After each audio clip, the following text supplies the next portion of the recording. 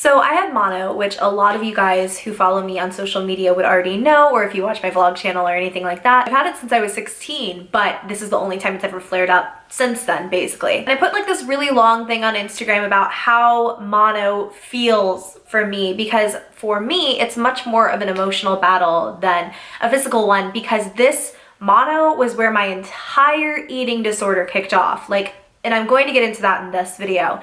But I got a Snapchat. And it's a username I've never seen before. I'm sure someone just made a trolling Snapchat. I'm not going to give it out. I'm not going to show the snap because it's gone, obviously. But this person Snapchatted me, and it was just like a blank black screen, and the text read, "Fat people can't have eating disorders, you dipshit," or something like that. Like, they called me a name that insulted my intelligence, and then they said, "It's called losing weight and you should." And I am living, breathing fat proof that eating disorders exist for people who are not stick thin. And I have battled it before, and I will continue to battle it the rest of my life. And I just I said all of this on Instagram, but I'm gonna say a lot more here, obviously. I just wanted to say it here because if there is anyone in the entire world who is battling with an ED, or maybe it isn't even an eating disorder, maybe it's just negative, nasty thoughts about yourself where you sit there and you're like, I'm so gross, I'm so whatever it might be, I'm not attractive enough to eat another meal, like I need to just stop until I'm pretty. That is something that has been through my head for a really, really long time. Just the idea that you're worthless if you look a certain way. And I know that that's prevalent for so many of you. And every single day I have new subscribers come in, and all I want is for every single one of you to feel like you're not alone, because you're not. And anything that you're thinking about yourself, whether it's an actual legitimate eating disorder, whether it's just really negative, awful thoughts about yourself, your mental health is so important to me. And I just want to make sure that you guys don't feel alone. And so that is why I'm sharing this. I've been really scared to talk about it, and it's something I'm still battling with, especially at this particular moment in time.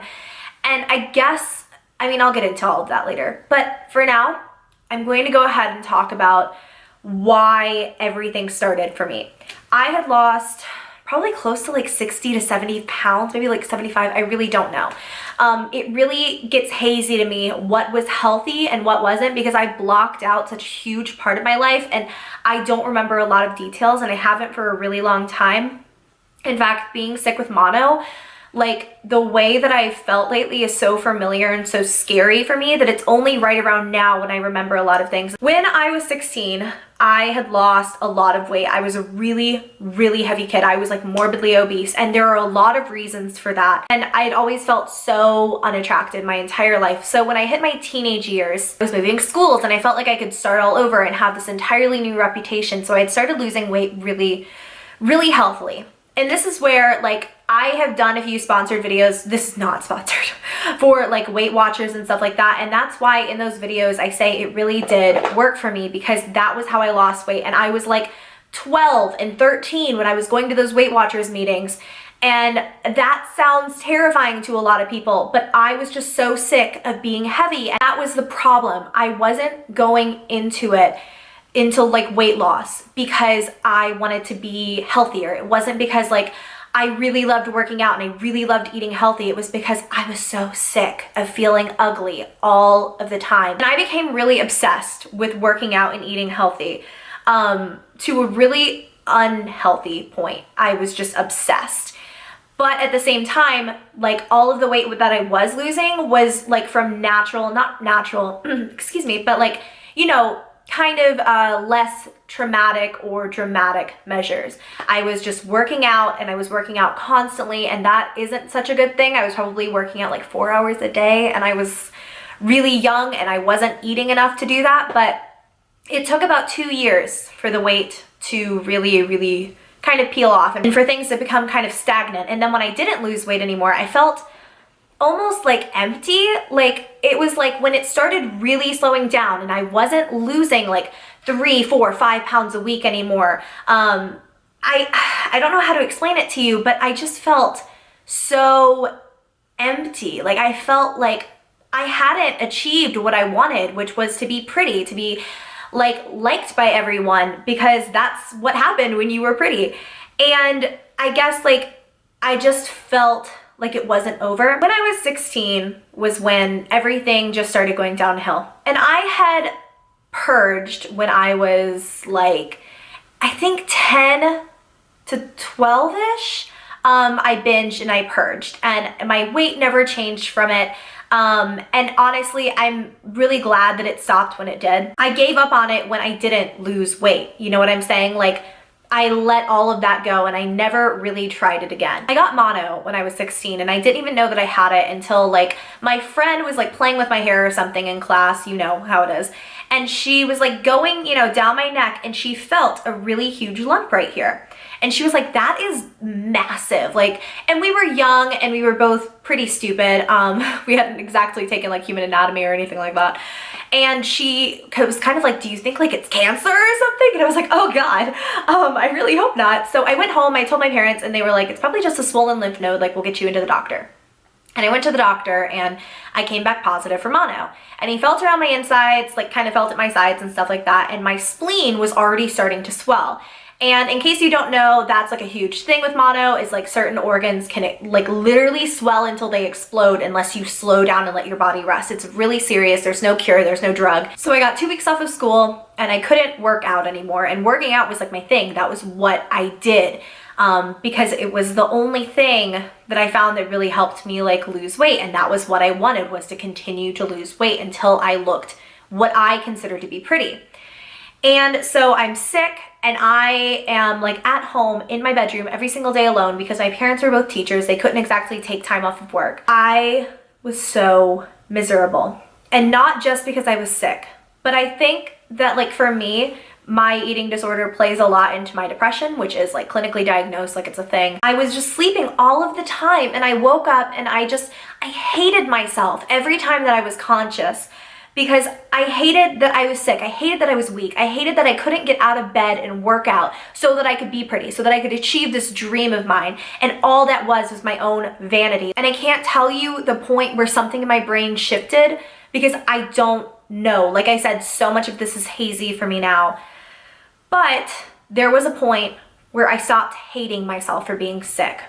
And it's really hard to explain this. But it was like when I woke up, I would eat something, like an apple, a handful of crackers, something, and I would go back to sleep.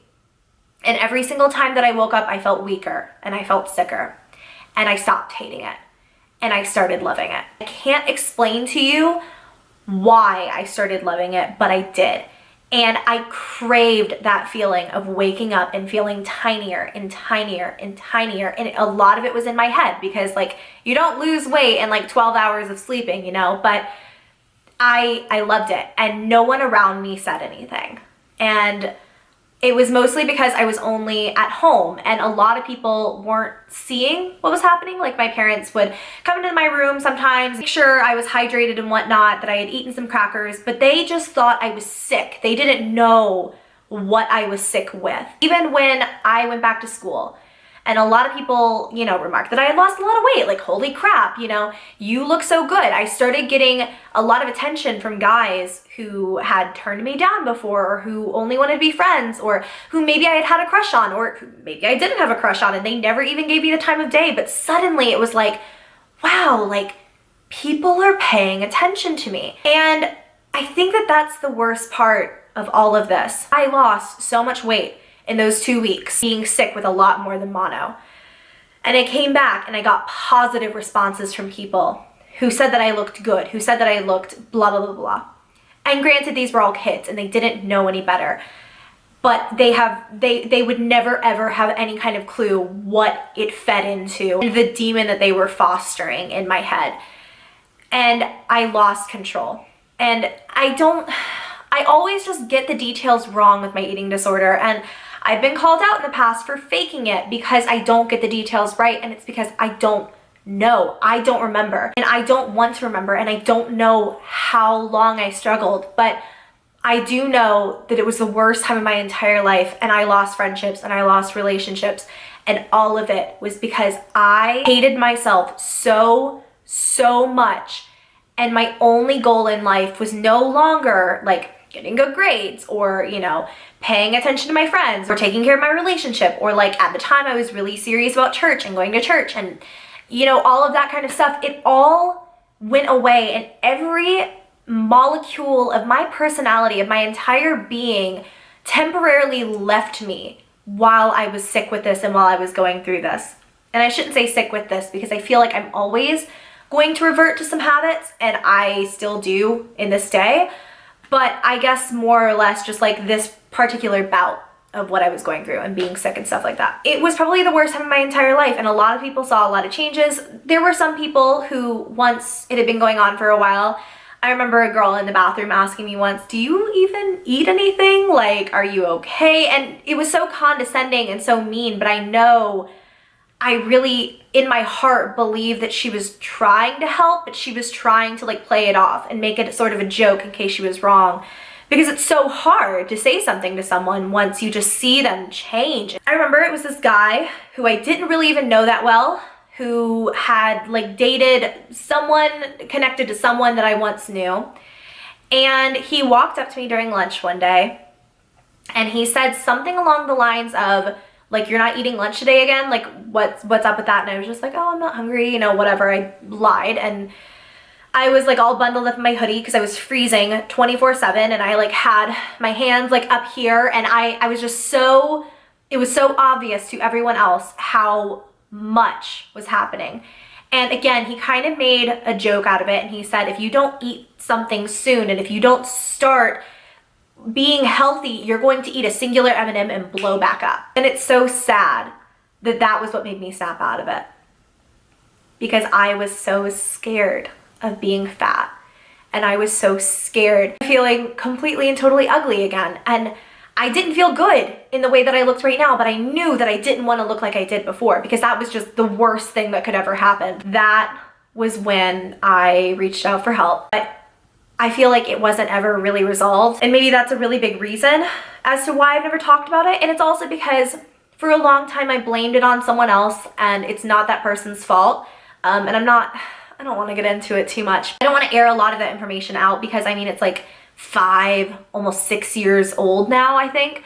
So yeah, I mean, I blamed it on someone else, and I harbored a lot of hatred for that person. And it took me a really long time to realize that hatred was for myself, and I've never resolved a lot of those feelings, and I've never dealt with a lot of that, and I still struggle a lot. And that's why when you guys say things like that, it seems like I've got it all together, that it seems like I'm super duper confident all the time, and you could never do that because you're too this and this and this and whatever it might be, it breaks my heart, because I don't have it all together, and I never ever ever in a million years will. Not if I were to live to be 1,000. That's a lot less than a million years, but I will never be confident all the time. But the important thing is that this time, I don't hate myself for being fat. I don't think that my fatness is disgusting and something I need to be rid of. And that's the thing. A lot of people say it's about control, and I can kind of understand that. I was in my room and I was alone and I had nothing to do for 2 weeks straight, but like, think, the only thing I really had was to control my food intake. And so part of me understands that.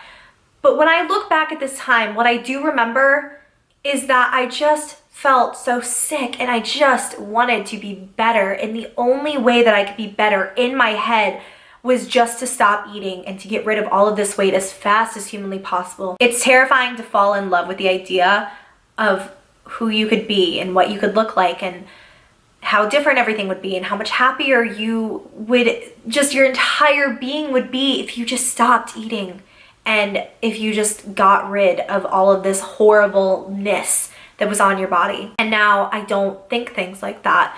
And thinking back to that time, like I said, when I got mono this time around, they called me after I'd gone in and stuff like that, like the next day or so. And when I was on the phone with my doctor, I just started bawling. And I cried so hard, and I was trying really hard to hide it. And she was just like, it's okay. Like, you just have to take 2 weeks off of work. You know, she doesn't know what I do for a living, but she was just like, you have to take 2 weeks off of work. It's no big deal. Like, this isn't a death sentence.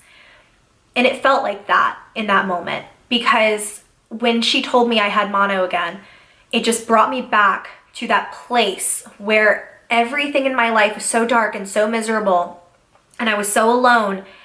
And the only person who I felt like was on my side was this nasty, nasty voice in my head encouraging me to do these horrible things to myself and telling me that in my current state, I didn't even deserve to be alive. I didn't deserve to be a person. And I needed to get rid of all of this fat. I got scared because, I mean, like I've said, I've had a few rounds where things got hard again. They've never gotten out of hand. At least not what I feel is out of hand. Not to the extent that things got when I was like 16. It took me a while. It took a lot of talking to my husband. It took a lot of reading my comments section to remember that I'm stronger than anything that could possibly come my way now. I'm stronger than these voices telling me that I'm too fat, I'm too this, whether they're in my head or they are coming from other people. Even if I'm to say those horrible things to myself again and pick myself apart and remind myself that I can't be pretty, I can't be loved, I can't do anything looking the way that I do right now, and I just need to stop. I need to stop everything until I can be pretty. Go live in a hole or something, Loey, until you can look better than you do now, because you don't deserve to be a person. You don't deserve to be alive. If I tell myself those things now, there's a little voice in my head that tells me I'm wrong and that this is just another phase. This is just another round of this. This is just something inside of me that I'm never gonna be able to shake, and it's never gonna leave me, and it's never going to go find another home where it can fester those negative thoughts. I'm a lot stronger than that now, and I'm just better. And that's what I keep telling myself over and over and over again now.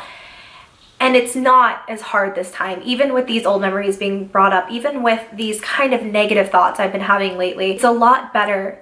And the main reason for that is because every single day I read my comments, and I do believe I've matured as a person. I do believe I've grown up, and I believe that I'm stronger than I was when I was 16. But going here every single day to YouTube, to my little home on the internet, and to my happy place, I see so many of you every single day outweighing the negative people. You're telling me that I've changed your life. You're telling me that I have told you that it's okay to love yourself and now you can, or you're taking steps towards it, or you're buying a bikini for the first time this summer. And when I see things like this, please never think that you're just one of these comments like telling me that and then it's just like, okay, whatever, like I brush it off. Every time that I see something where I know that I've helped someone else, that's what validates me. That's what keeps me going. That's what fuels my fire and reminds me that there's a lot more to life than me feeling beautiful. It's about making everyone else feel content in their own skin, and for everyone on this earth to know that they are worthy of love, of self-care, of everything that you could imagine. You are so worthy, and you do not have to be a certain size or weight or look a certain way or just be a new person and get rid of you. You don't have to do those things in order to have what you deserve and what you want in life. I just wish I could go back and grab that 16-year-old girl and hug her and force feed her a sandwich. And if you are going through this right now, I love you so much. And please, please, please, from the bottom of my heart, just know that I'm on your side. And I think that you are perfect the way that you are, every last one of you. And I'm not just saying that. I look at your pictures. I see every single one of you who comments to me. And even if I don't see your photo, I see your words. And I know that inside is someone who's so beautiful and so perfect in every capacity that why would you ever try to damage your external self? This is your wake-up call. And this is me telling you that everything's going to be okay. And that you're beautiful. And that I really, really, really love you. And I want nothing but the best for you. And just the idea that anything could be hurting you guys, like, makes me really upset. So just no matter what you're going through right now, know it's going to get better and you're going to be okay. And there's a tomorrow, and tomorrow, I said this in a video recently, tomorrow could be 5 minutes from now. It could be right now. Like, tomorrow could start like this second, and it's a new beginning for you. I just hope that anyone who treats themselves negatively and who has these sorts of thoughts that I described in this video can just find some peace in this and know that you can come out on the other side, and it might be a struggle for the rest of your life. but I'm here and I'm living, breathing proof that there's a big fat eating disorder in my closet and I'm okay. And you will be okay too. And I love you guys so much. I hope this was helpful, and I will see you next time with a much happier video. Bye.